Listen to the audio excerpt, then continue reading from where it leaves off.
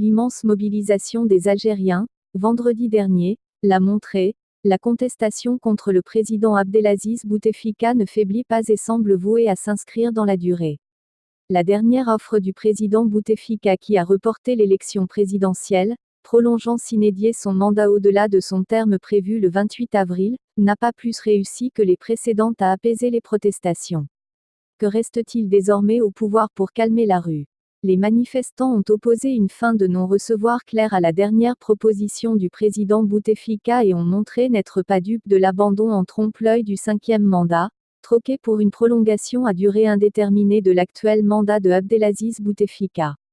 La mobilisation monstre a surtout montré que la contestation ne faiblit pas. Elle n'a même cessé d'enfler au fil des semaines.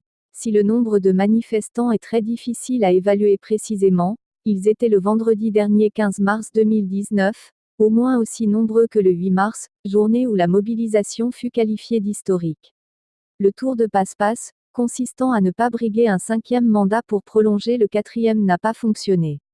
Et le sacrifice du très impopulaire Premier ministre Ahmed Yahya est loin d'avoir suffi. Le choix pour le remplacer d'un autre cadre du système, Noureddine Bedoui, ministre de l'Intérieur depuis 2015, sous la direction duquel la police a dûment fait respecter l'interdiction stricte de manifester à Alger, n'a pas rassuré. Reste dans l'immédiat la formation du nouveau gouvernement. Noureddine Bedoui a promis de recruter des technocrates parmi les jeunes compétences, hommes et femmes de l'Algérie.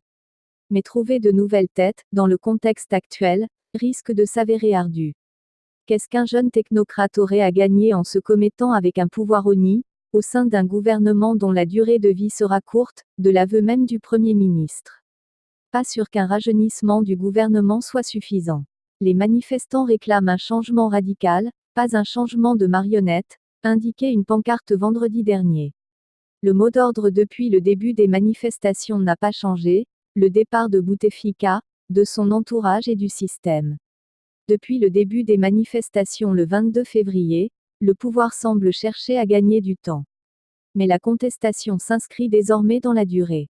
Les Algériens, longtemps étouffés par le traumatisme de la décennie noire de guerre civile, 1992 à 2002, et le chantage au chaos exercé par le régime, mais aussi par la peur instillée par un État tout-puissant, ont poussé en 3 semaines le pouvoir dans ses retranchements et ils y ont pris goût.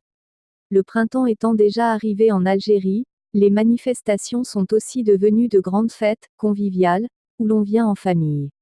Reste l'échéance du mois du Ramadan, qui commence le 4 ou 5 mai. La mobilisation pourra-t-elle se maintenir durant ce mois de jeûne, au cours duquel la fatigue se fait rapidement sentir pendant la journée? C'est là l'inquiétude de certains contestataires. La répression paraît désormais difficilement envisageable.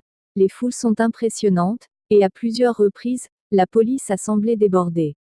Surtout, les manifestations sont pacifiques. Aucun incident n'a été constaté en province, en 3 semaines de manifestations. À Alger, quelques heures opposent chaque vendredi, en marge du cortège et en fin de manifestation, quelques centaines de jeunes et des policiers. Mais cela n'empêche pas des centaines de milliers de personnes de défiler chaque semaine, plusieurs heures durant, dans le centre-ville, sans aucun incident, veillant à éviter toute provocation ou confrontation. Difficile également de justifier une répression violente, alors que le monde a les yeux tournés vers l'Algérie.